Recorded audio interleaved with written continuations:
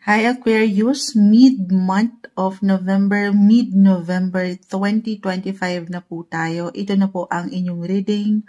Kuha lang tayo ng ilang guidance, advice, messages na marahil ay kailangan yung marinig ngayon. Kamusta kayo, Aquarius? Guidance po para sa mga taong ito. Energy check. Anong kailangan marinig ng mga taong maaring makapakinig na Aquarius? Mid-month po tayo, mid-November. Anong dapat nating maiparating sa mga taong ito? Aquarius, message po. Aquarius, guidance para sa inyo. Okay, sandali. Hindi kailangan katakutan or laliman. Ito po ay merong kalakip na mensahe. The Death card. At tayo. Anong mensahe para hindi na kayo pangunahan? Lalo pa kung bago lang kayong nakakapakinig po kay Moonchild. The Death card sa tarot, guys, it's all about transitions, transformation, patuloy na merong paggalaw, may pagbabago. Yes, something will end to make room for something new. At dito pa lang sa aking nakikita, Knights. Maaaring ito ay may kaugnayan po sa inyong mga buhay, karera, why not, trabaho, may ilang changes. Ito na, mag-a-add pa tayo. Aquarius, ano kailangan yung marinig pa? Mid-November. Guidance po para sa mga taong ito. Knights, guys. Kayo na to. Yung pagiging nyo, alin? Yung inyong mga motivation, determination. Life in general na to, guys, ha. Knights ang umaangat. Career man, yung aking na-mention. Relasyon. Dito pa lang, I'm getting a message po na merong something ganap when it comes to your career. Aling, claim na ba natin ito? Yes, something will end to make room for something new. New possession. New offer. New client. Ano man ang tinatakbo ng inyong buhay karera. May pag-angat po. May pag-level up. May changes para sa higit nyong ikatataas, ikatatag. Career advancement po ba ito? May pag-increase, guys. Hindi nyo pa man yan ma-realize right now. Hindi man okay sa inyo. Yes, may pagbabago nga, Moonchild, pero hindi ito umaayon sa aking kagustuhan. Sabay kayo dito, guys. Wala tayong control sa kung ano mang pwedeng ihain ng universe to that card.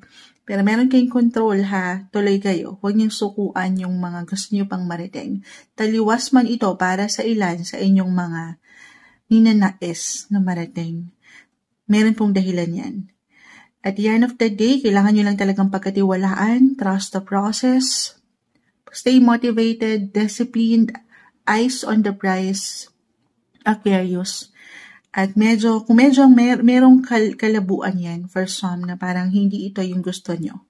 Sa huli, meron at meron yung dahilan. Meron at meron yung something purpose po. Para rin yan sa yung higit na ikabubuti. Hindi nyo pa man yan mapagtanto. Page of Pentacles. Manifestation card, guys. New beginnings, new chapter ang umaangat. New page, parang ganun. Sa inyong buhay. Opportunity. The Eight of Wands. Ang ganda ng flow. The Five of Swords is in reverse. Add pa tayo. The Magician. Kompleto, Ricardo.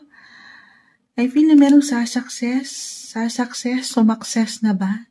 Mid-November to, Aquarius. Claim na natin, manifestation card, the Page of Pentacles. Manifestation card, the Magician, dalawa yan. Nagbigay diin. Andito ang inyong katalinuhan kasi. Yung diskarte, lalo pa kung alam nyo sa inyong mga sarili na nag-push kayo nitong mga nakalipas na linggo or buwan ng taon. Kasi ayan, yung Knights sa Tarot, ay yung determination nyo na mapuntahan yung resulta. Another reminder lang tayo, Aquarius, na ang tanging maiwan lang po ng mga baraha every time. Maaring ito lang po yung kondisyon, yung palaging kondisyon sa inyong sitwasyon na kinakaharap or kakaharapin. Pero yung resulta na aking nabanggit po, at the end of the day ay wala po sa mga baraha. Okay? Of course, sa huli, yan po ay nasa inyo pa rin. Everything's still up to you, Aquarius. Pero sa akin, nakita naman dito, sumabay kayo, nanlaban kayo. Ito na. Ayan. Why not? Parating na sa inyo yung biyaya. Merong something good news po. Nakikita niyo si Moonshot, nakangiti lang ako. Ang powerful yung opportunities. Tuloy kayo, i-pursue nyo. Patuloy nyo i-pursue itong mga goal nyo or goals nyo. Yung ilang, para sa inyong purpose nyo. Sa inyong mga buhay paggawa. Especially guys, yes po. Okay. Other messages. The Five of Swords, the Knight of Cups. Okay. So, sige. Tayo ay general reading. Kung hindi yun mag-apply, maaaring ito po ay may kaugnayan sa inyong mga partners, loved ones. Okay. Maaaring meron kayong higit na pagtutuunan. Maaaring ito ay unexpected for some of you. Kasi umaanda yan. Changes, again guys, wala tayong control sa pwedeng ihain ng universe. Pero meron kayong control, andito ang inyong kakayanan. Mapapanghawakan ito. Ano ba yun, Moonchild? Maaring meron ng ilang unexpected ganap po when it comes to your relationship. Family. Nag-reverse naman si Five of Swords, makakayanan mo panghawakan guys. Meron lang ako, maaaring kailanganin kayo. So, parang meron kayo isa-celebrate, no? Pero meron ding something tension akong nakikita pagdating sa inyong relasyon. So, dito pa lang tinapos na tayo ha. Ito po ay inyong masusolusyonan, maharap. Manifest. Yung mga gusto nyo pang ma-achieve in life. Panghawakan na ito.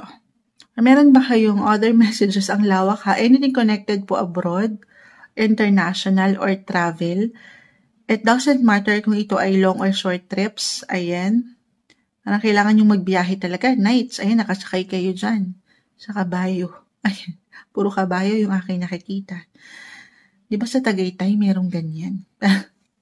May magtatagaytay ba? Sa mga susunod na mid-month tayo guys ha, may hugot. Mid-November. Sa mas practical, hindi kailangan laliman yung mga messages. Baka ganito lang to. Meron kayong solusyon o resolution na kailangan paangatin, reconciliation for some of you, lalo kung nagkaroon kayo ng tension or na naramdaman nyo na itong tension na ito when it comes to your loved ones, relationship-wise, napakalawak niyan, family, partner, ayan. Then this time, mabibigyan na kayo ng pagkakataon. Baka ito yung pinaka-advice po. More quality time kasama ang mga mahal mo, mahalaga sa'yo. Wala man tayong control sa lahat ng bagay, pero dito, as long as yung eyes nyo, yung focus, yung mga attention nyo ay nandito sa mas practical din, mas masasaya, wala akong nakikitang magiging malalim na problema. Celebration, guys. Meron kayo i-celebrate. At the same time, I know yun na nga. Yung mga hindi minsan kaaya-aya na pinaparating ng universe na very normal. Again, malalagpasan, makakayanan. Tiwala lang. Tiwala sa proseso, patuloy na tiwala sa inyong sarili at samahan ng patuloy na dasal po. Alam naman natin how powerful ang prayers. Patuloy na dasal. Ito yung umaangat na guidance, advice, messages na marahil ay kailangan nyo pong marinig mid-November, mid-month of November 2025, Aquarius.